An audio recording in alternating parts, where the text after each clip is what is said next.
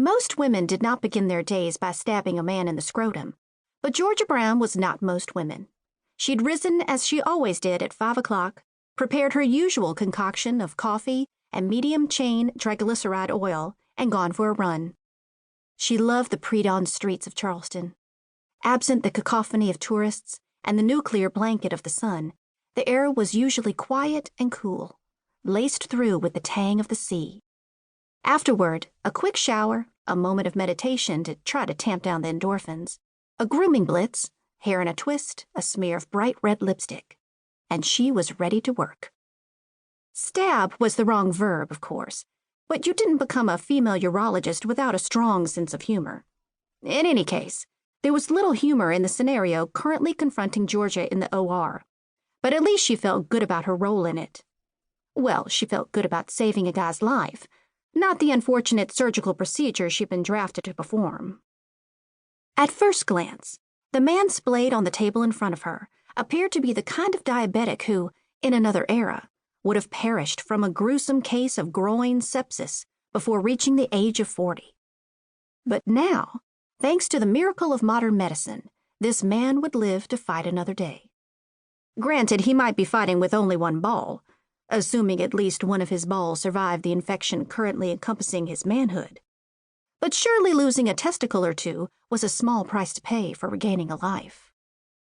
"Suction," Georgia said, as a geyser bubbled up from the incision she'd just made. "Thanks. Okay, hand me the bovie." Though only his eyes were visible above his mask, the scrub tech, a dour, bearded guy in his 20s, communicated unmistakable, if silent, alarm. A floater, he usually staffed orthopedic procedures, but this patient had come in through the ER and wasn't on the schedule, necessitating a rearrangement of the ORs.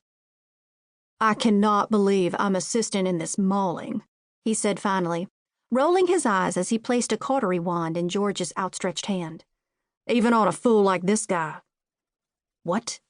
She pointed the cautery in Evan's direction. "Why would you call him a fool?" "Come on, Dr. Brown, I can guarantee he smokes, ignores his insulin regimen, doesn't fill his prescriptions, and probably doesn't even check his sugars. What did he think was going to happen?" "Well, it's a safe bet he didn't think he'd lose his scrotum to necrotizing fasciitis," she remarked mildly. "That probably didn't even crack the top 100 on his list of fears." "Reap what you sow, though, Doc." "I talked to him before the case," she said. "He's a night shift manager at a convenience store, and he can't afford insulin, let alone glucometer sticks, which are about $50 a box. So you're right. He hasn't been checking his sugars in a while." An uncomfortable silence ensued, broken only by the sizzle of the cautery and the thwoompy sound of the ventilators. Evan retreated to familiar ground. "I can't believe I'm assisting in this case." "Evan, if you drip sweat in my surgical field, I'm going to remove your balls, too," Georgia replied, as cheerfully as possible. "Forceps?" "Oh, my God, are you actually going to remove—" "No, just the skin and tissue around them. But a few of these guys do wind up with later removal of the testicles, too, and he's going to need skin grafting for sure." "Oh, my God, I can't believe I'm—" "Suction," she interrupted. "Best to nip this in the bud. Men could be so touchy about things like excision of the scrotum." The room in which they stood was a nice one, as far as ORs went. Square and spacious, it boasted state-of-the-art equipment, everything gleaming like a TV hospital. Georgia had operated in some exceptionally dumpy ORs during her time, so she appreciated the clinic's facilities. Everything was new, from the gargantuan office complex to the operating suites. The clinic, part of a large hospital complex founded by a church, combined doctors from more than 20 different specialties.